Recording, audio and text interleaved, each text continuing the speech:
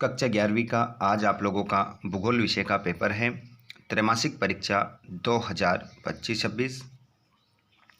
तो यहाँ पर मैं आप लोगों को आपकी जो प्रश्न बैंक थी उसको हल करवा रहा था और अध्याय नंबर ये तीसरा तो मैंने करवा दिया था आपको। अध्याय नंबर 1 से लेकर 3 तक हम कर चुके थे।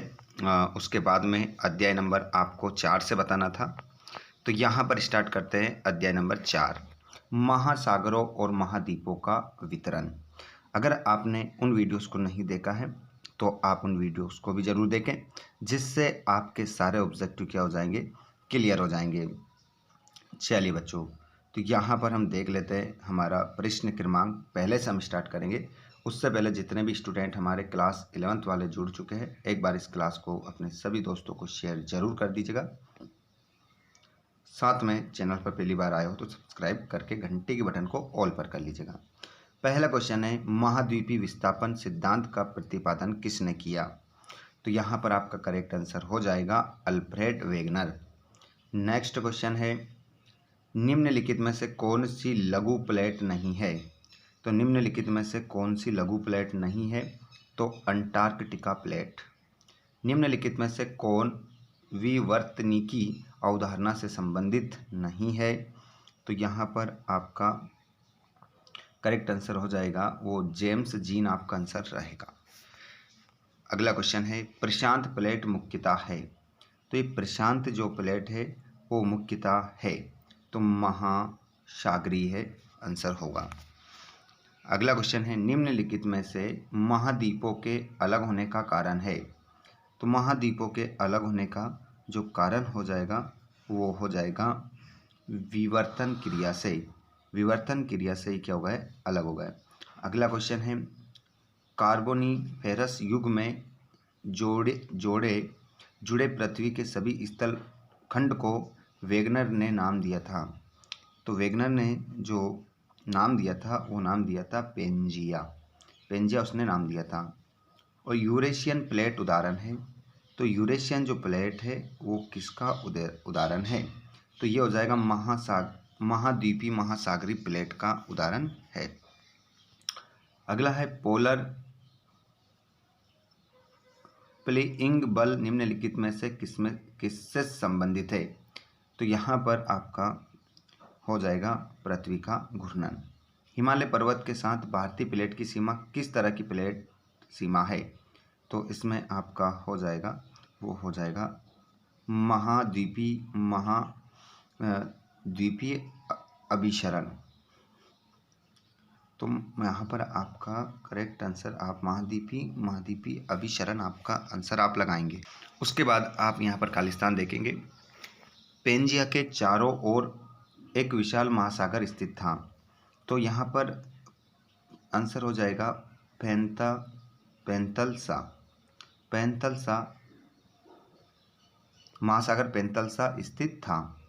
महाद्वीपीय विस्थापन सिद्धांत वेगनर द्वारा सन में प्रस्तुत किया गया। तो ये 1912 में प्रस्तुत किया गया। जब एक प्लेट दूसरी प्लेट के नीचे रहती है और जहां भूपर्पटी नष्ट होती है वह कहलाती है। तो यहाँ पर कहते हैं उसे अभिसरण सीमा। खालिस्तान में आप लिखेंगे अभिसरण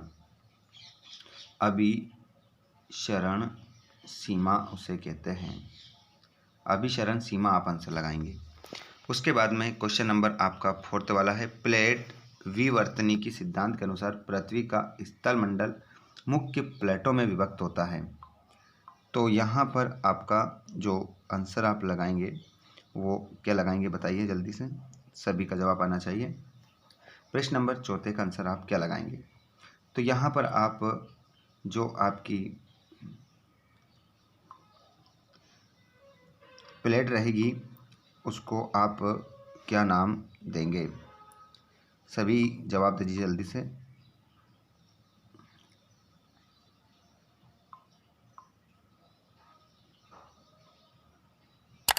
बताइए जल्दी से क्या होगा आंसर।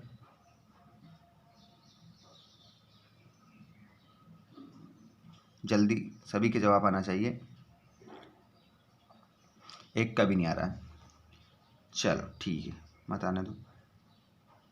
तो इसे हम कहेंगे, प्लेटों को हम क्या कहेंगे, क्या कहेंगे, 7 कहेंगे, 7 प्लेटों में विभक्त है। कोकोस प्लेट मध्यवर्ती अमेरिका और महासागरीय प्लेट के बीच है, तो इस खालिस्तान में आपका आंसर हो जाएगा प्रशांत महासागर प्लेट के बीच में है। वह स्थान जहाँ प्लेट धंसती है इसे क्षेत्र कहते हैं, तो इसे कहते हैं, वह स्थान जहाँ प्लेट क्या करती धंसती है तो उसको निमज्जन उसे कहते हैं, या फिर उसे हम सबडक्शन भी क्षेत्र कहते हैं, सबडक्शन क्षेत्र भी कहते हैं। उसके बाद में यहाँ पर आप इस पाठ के सभी सत्याफत्य को देखेंगे। पहला क्वेश्चन आप देखिए, महाद्वीपीय विस्थापन सिद्धांत महाद्वीपों एवं महानगरों के वितरण से संबंधित है, तो यहाँ पर जो हो जाएगा वो पहला आपका सत्य लगाएंगे। इसमें आपका करेक्ट आंसर सत्य हो जाएगा। आर्कटिक एक लघु प्लेट है, तो ये असत्य हो जाएगा। ज्वारीय बल का संबंध सूर्य व चंद्रमा के आकर्षण बल ज्वारीय बल का संबंध सूर्य व चंद्रमा के आकर्षण बल से है, तो ये बात सत्य हो जाएगी। प्लेट विवर्तनिकी सिद्धांत के अनुसार पृथ्वी का स्थल मंडल 9 मुख्य प्लेटों में विभक्त है, तो ये बात असत्य होगी। अभी हमने बात करी थी 7 में। स्थल मंडल में परपटी एवं ऊपरी क्रोट को सम्मिलित किया गया है, तो ये बात भी आपकी क्या हो जाएगी, असत्य। और प्लेट वृत्ताकार पथ पर गतिशील होती है, तो प्लेट जो होती है वृत्ताकार पथ पर गतिशील होती है, ये बात आपकी असत्य है। उसके बाद में आप देखेंगे यहाँ पर 7वां, महाद्वीप एवं महासागर पृथ्वी के प्रथम श्रेणी के उच्चवच है, तो यहाँ पर आपका जो हो जाएगा वो हो जाएगा उच्चवच है, तो सत्य हो जाएगा। और गोंडवानालैंड के टूटने में उत्तरी अमेरिका, यूरोप एवं एशिया महाद्वीप बने हैं, तो यहाँ पर आपका असत्य होगा। उसके बाद में एक शब्द में उत्तर देंगे, पृथ्वी के कितने प्रतिशत भूभाग पर महाद्वीपों का विस्तार है। ये क्वेश्चन आपको बताना है, कितने प्रतिशत भाग पर महाद्वीपों का क्या है, विस्तार है।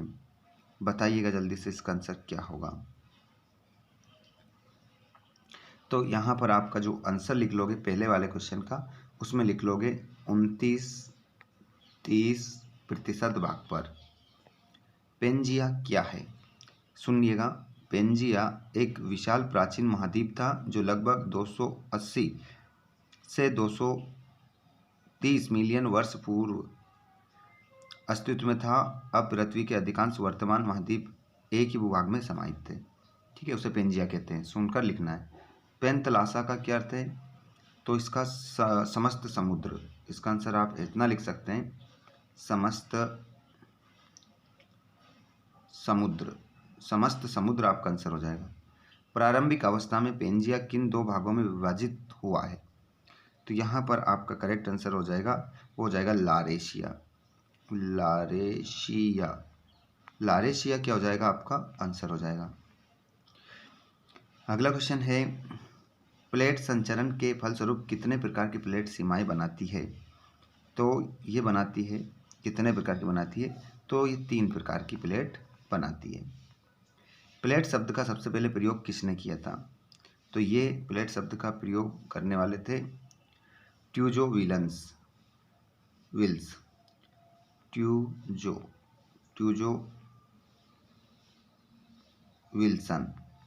विल्सन आपका इसमें आंसर हो जाएगा। अगला क्वेश्चन है, जहाँ ना तो नई परपटी का निर्माण होता है और ना ही परपटी का विनाश होता है, वे कौन सी प्लेट सीमा है, तो उसे हम कहते हैं, ना तो नई बनी है ना ही विनाश हुआ है, तो उसे बोलेंगे रूपांतरित प्लेट सीमा। इसको बोल देंगे रूपांतरित प्लेट सीमा। प्लेट विवर्तनिकी सिद्धांत का प्रतिपादन किसने किया था,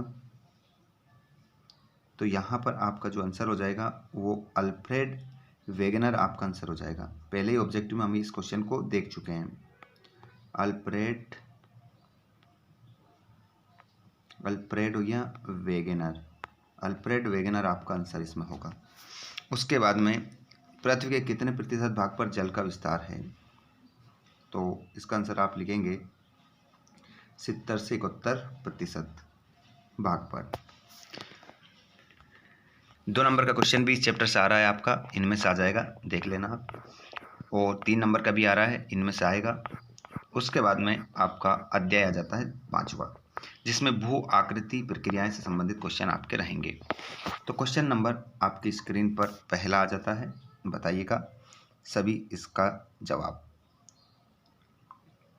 जल्दी से क्वेश्चन है, देखिएगा आपका क्वेश्चन क्या कह रहा है कि निम्नलिखित में से पटल निरूपण किस प्रकार की प्रक्रिया है? तो यहाँ पर ये कैसी प्रक्रिया है ये आपको बताना है।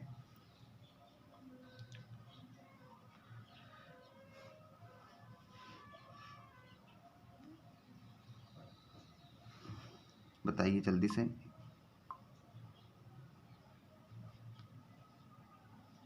जवाब आना चाहिए सभी के।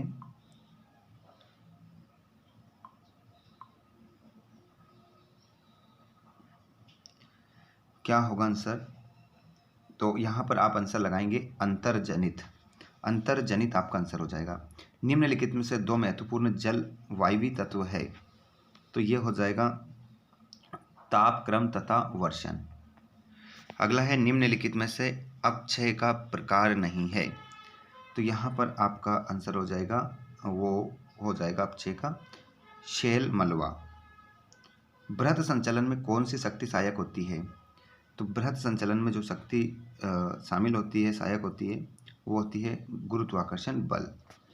अगला क्वेश्चन, तीव्र ढालों पर शैवाल स्खलन होता है, तो तीव्र ढालों पर शैल स्खलन होता है, तो ये होता है बच्चों बहुत तीव्र एवं विध्वंसक। हिमालय क्षेत्र में मालवा अवघात एवं भूस्खलन घटित होने का कारण, तो इसके पीछे जो कारण है वो है एक तो विवर्तनिक हलचल, परतदार शैली की परिस्थिति और तीव्र ढाल और उपरोक्त सभी। तो इसमें आपका करेक्ट आंसर उपरोक्त सभी हो जाएगा। नेक्स्ट क्वेश्चन था रिक्त स्थान की पूर्ति करना है। अंतर्जनित बल मूल रूप में निर्माण करने वाला बल है, तो इसमें हो जाएगा पृथ्वी की आंतरिक संरचना को बदलने वाले निर्माण करने वाला बल है। आंसर सुनेंगे आप, पृथ्वी की आंतरिक संरचना को बदलने वाले, इतना इसमें लिखना है।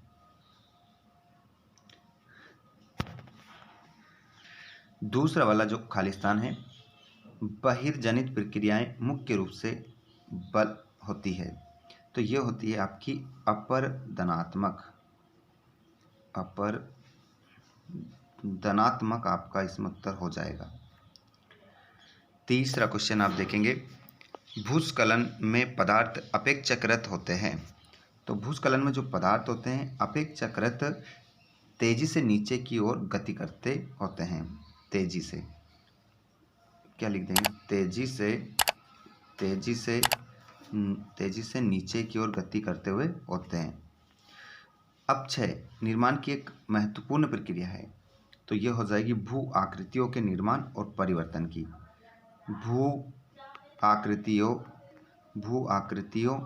और परिवर्तन की एक महत्वपूर्ण प्रक्रिया है। सत्य असत्य में देखेंगे, अंतर्जात शक्तियाँ धरातल के भागों को ऊपर उठाती है, तो इसका आंसर आप सत्य लगाएंगे। और रासायनिक क्रियाएं कणों के मध्य बंधन को ढीला कर देती है, तो यह भी आपका आंसर सत्य हो जाएगा। विश्व के सभी क्षेत्रों में समान जलवायु पाई जाती है, गलत बात है, असत्य। अपक्षय में ढाल का विशेष महत्व होता है, तो यह भी असत्य है। और मृत्तिका के नीचे चट्टान की परत को स्तंभ शैल कहते हैं, नहीं कहते हैं। शैलपात क्रिया शैल स्खलन के समान है, तो यहाँ पर ये भी असत्य हो जाएगा। एक शब्द में उत्तर यहाँ पर देंगे, अपरदन के माध्यम से उच्चावच के मध्य अंतर कम होने को क्या कहते हैं? तो इसको कहा जाता है, अपरदन के माध्यम से उच्चावच के मध्य अंतर कम होने को समतलीकरण कहा जाता है। समतलीकरण। पहले का आंसर लगाएंगे। गुरुत्वाकर्षण बल पदार्थ को किस प्रकार संचालित करता है? तो इसका आंसर हो जाएगा, गुरुत्वाकर्षण बल पदार्थ को ढाल के अनुरूप नीचे की ओर खींचकर संचालित करता है, जिससे भूस्खलन और सेल स्खलन जैसी घटनाएं होती है। इसका आंसर इतना बड़ा है, सुनकर लिखना है। अनच्छादन शब्द का क्या अर्थ है? तो अनच्छादन शब्द का अर्थ क्या है, थोड़ा बताने की सभी कोशिश करेंगे। बताइए इसका आंसर क्या होगा, जल्दी से।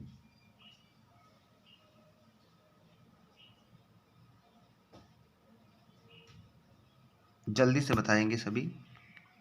तो इसमें आप सुनेंगे ध्यान से, इसका आंसर हो जाएगा अनावृत, लिख भी देता हूँ यहाँ पर,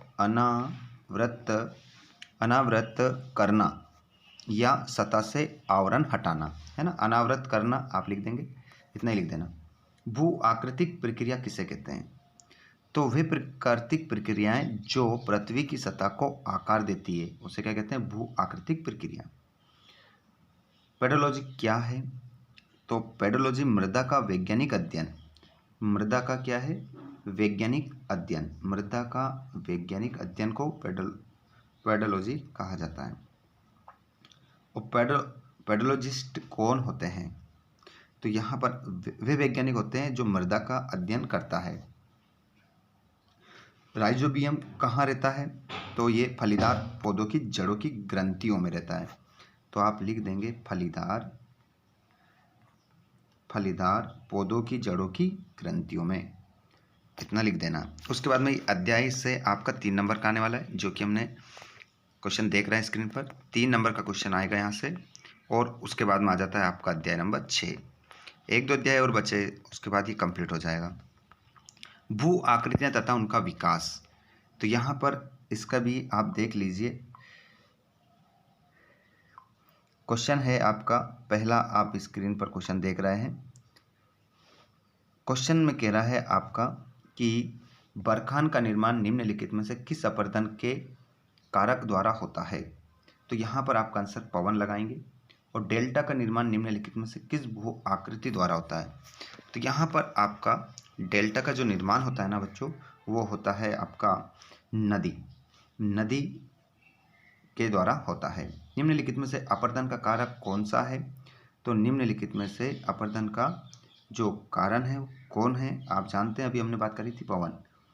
वी आकार की घाटी का निर्माण नदी की किस अवस्था में होता है? तो यहाँ पर होगा तरुण अवस्था में। अगला क्वेश्चन है, सर्क का निर्माण अपरदन किस कारक का द्वारा होता है? किस कारक द्वारा होता है सर्क का निर्माण?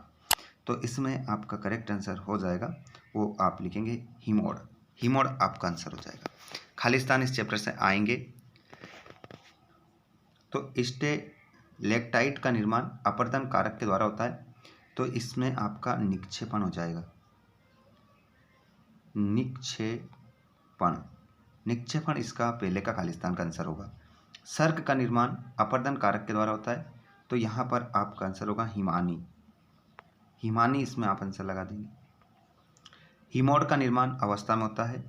तो हीमोड का निर्माण जो होता है वो निक्षेपण अवस्था में होता है, निक्षेपण अवस्था में होता है। भृगु संरचना द्वारा बनने वाली संरचना है। तो ये जो भृगु संरचना है वो किसके द्वारा बनने वाली है? सॉरी, तो ये है आपकी समुद्री लहरों के द्वारा, समुद्री लहरों के द्वारा बनने वाली है। डेल्टा का निर्माण द्वारा होता है, तो नदी के द्वारा होता है। उसके बाद में यहाँ से सत्यापत्य आप कहेंगे। अपरदन के अभिकर्ता के रूप में नदियों का महत्व सबसे अधिक है। तो पहला आपका जो है क्वेश्चन ये सत्य हो जाएगा। लंबवत अपरदन के कारण नदी वी आकार की घाटी बनाती है, सत्य। और डेल्टाई भागों में भूमि का ढाल तीव्र होता है, गलत बात है, नहीं होता है। मृदा के निक्षेपण से डेल्टा का विस्तार होता है, तो इसमें आप सत्य लगा देंगे। और भूमिगत जल सामान्यतः उष्ण होता है, तो इसका आंसर आप असत्य लगाएंगे। और हिमानी तीव्र गति से नीचे की ओर खिसकती है, तो इसका आंसर भी सत्य हो जाएगा। और मिट्टी के विकास में महत्वपूर्ण कारक जलवायु है, तो इसमें भी आपका आंसर करेक्ट हो जाएगा। उसके बाद में हॉर्न या ग्रीस रंग किस अपर्दन के कारक द्वारा बनाए जाते हैं? अपर्दन के कारक द्वारा बनाए जाते हैं। देखिए हॉर्न की बात या ग्रीस रंग किस अपर्दन कारक के द्वारा बनाए जाते हैं? तो हिमानी, इसमें क्वेश्चन पूछ लिया है, सत्यापत्ति की जगह क्वेश्चन बन गया है ये, तो हिमानी आपका इसमें आंसर हो जाएगा। हिमानी आप आंसर लगा देंगे इसका, ठीक है, क्योंकि सत्यापत्ति की जगह वो क्वेश्चन बन गया है। और घोल रंध्र किस अपर्दन कारक के द्वारा होता है? इसमें क्वेश्चन बन गया है, तो इसमें भूमिगत जल आप लगाएंगे। भूमिगत जल आपका इसमें आंसर हो जाएगा।